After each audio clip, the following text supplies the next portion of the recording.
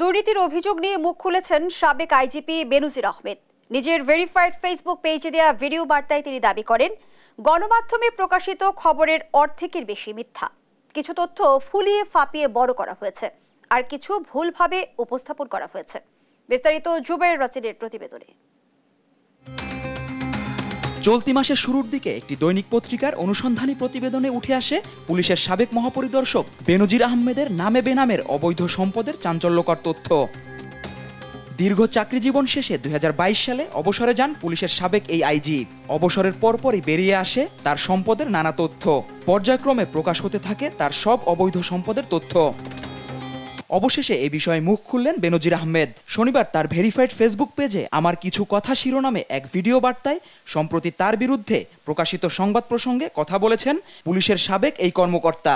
শুধুমাত্র নৈতিক এবং ব্যক্তিগত দায়বদ্ধতার প্রেক্ষাপটে আমি আমার কথাগুলো বলবো। দাবি করেন তার বিরুদ্ধে করা 45টি অভিযোগের 24টি মিথ্যা। কিছু অভিযোগ ফুলিয়ে ফাঁপিয়ে উপস্থাপন করা হয়েছে বলেও জানান তিনি। 24টি তথ্য বা অভিযোগ সম্পূর্ণ মিথ্যে এবং কল্পনাপ্রসূত।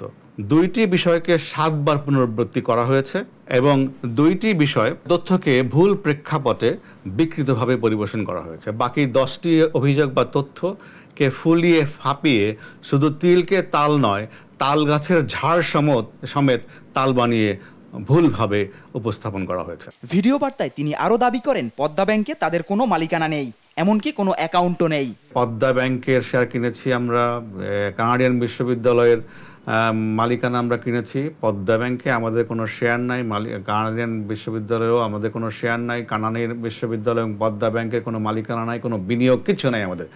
পদ্মা ব্যাংক একটি আর্থিক প্রতিষ্ঠান, সেখানে আমাদের ন্যূনতম একটা ব্যাংক অ্যাকাউন্টও নাই। এটাও একটা একেবারে নির্জলা মিথ্যা কথা এবং এটির কোনো ভিত্তিহীন সংবাদ এখানে পরিবেশিত হয়েছে। দেশের বাইরে তার কোনো ব্যবসা নেই বলেও দাবি করেন সাবেক এই আইজিপি। জুবায়ের রাজিন, দেশ টিভি, ঢাকা।